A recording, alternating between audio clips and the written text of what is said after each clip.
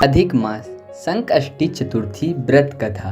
अधिक मास संकष्टी चतुर्थी व्रत कथा सतयुग के समय की बात है और इस महत्वपूर्ण व्रत की कथा महर्षि वेद व्यास महाभारत के लेखक द्वारा पांडव रानी द्रौपदी को सुनाई गई थी।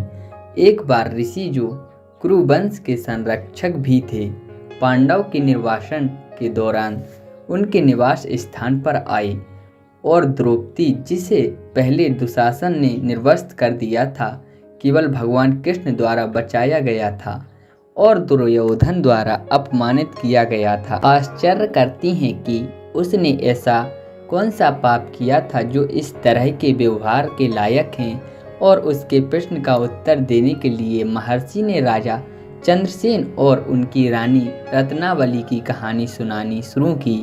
कहानी के अनुसार एक दुश्मनों द्वारा उनके राज्य को लूटने के बाद चंद्रसेन और रत्नावली को जंगल में शरण लेनी पड़ी।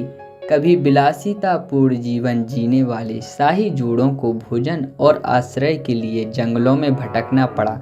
एक दिन वे अनजाने में पानी की तलाश में मार्कंडेय ऋषि के आश्रम में प्रवेश कर गए और उस स्थान के बारे में जानने के बाद जहां वे गलती से गए थे, राजा ने ऋषि का आशीर्वाद लिया और अपनी आप बीती सुनाई।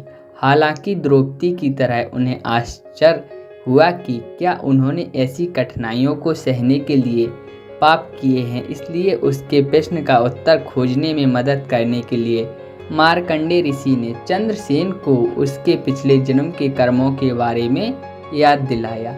अपने पिछले जन्म के दौरान चंद्रसेन शिकार करने के लिए एक जंगल में गया। वहां उनकी नज़र लाल वस्त्र पहने कुछ नाग कन्याओं पर पड़ी। जैसे ही उसकी नज़र उन पर पड़ी, उसने जानना चाहा कि वे झील के किनारे क्या कर रहे हैं। तब नाग कन्याओं ने उन्हें बताया कि वे अधिक मास संकष्टी चतुर्थी व्रत कर रही हैं, जो उनकी सभी समस्याओं से छुटकारा पाने में मदद करता है। नाग कन्याओं से प्रेरित होकर राजा ने व्रत करने का निर्णय लिया। हालांकि नाम प्रसिद्ध और शक्ति जीतने के बाद राजा अब भगवान के प्रति आभारी नहीं रहे, वह अहंकारी और अन्यायी हो गया था। इसके बाद उनकी असहायक मृत्यु हो गई, इसलिए उन्होंने लाभ प्राप्त करने और अपने पिछले जन्म के दुष्कर्मों का श्राप झेलने के लिए एक बार फिर से एक शाही घराने में जन्म लिया। इस प्रकार इसके बारे में जानने के बाद चंद्रसेन को अपनी गलती का एहसास हुआ और उन्होंने फिर कभी ऐसी गलती नहीं करने की कसम खाई।